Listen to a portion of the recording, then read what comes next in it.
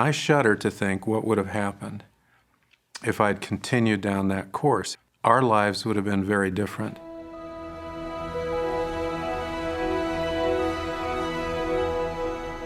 To hear the whispering of anyone, including the Spirit, the closer you are, the better.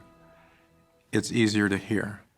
And I find that as I draw closer to Him, I have an ever-increasing desire to be like Him.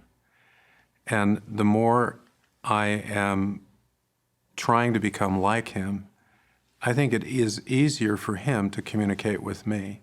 It's those personal, private acts of devotion and a willingness to do the things that the Spirit prompts us to do. I had always, as a young person, loved going to church, always. After medical school, and as I began internship, it was very busy. What I found then is I was leaning away from the things that had always brought me peace and brought me closer to the Spirit.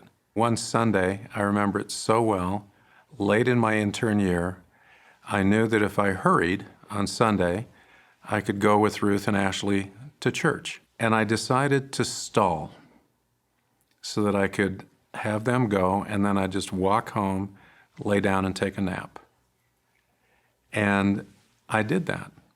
And when I got home and I laid down, I was so looking forward to a nap. And I couldn't sleep because I realized that the testimony and the zeal that had always been part of me, I'd always loved going to church, it wasn't there anymore. That zeal wasn't there. And I remember getting off the couch and kneeling and pleading for forgiveness and pledging the things that I would do. And it's those personal, private acts of devotion, of always praying every day, of always reading in the Scriptures. The next day I took a paperback Book of Mormon to the hospital so I could read in the Scriptures every day, no matter what. I made a list of to-do things, included praying at least twice a day. And I made sure that I made it to church if I had any chance. And then within just a couple of weeks, that zeal and that warmth of testimony was back. And I shudder to think what would have happened if I'd continued down that course, if I'd fallen asleep and found joy that I'd skipped church. Our lives would have been very different.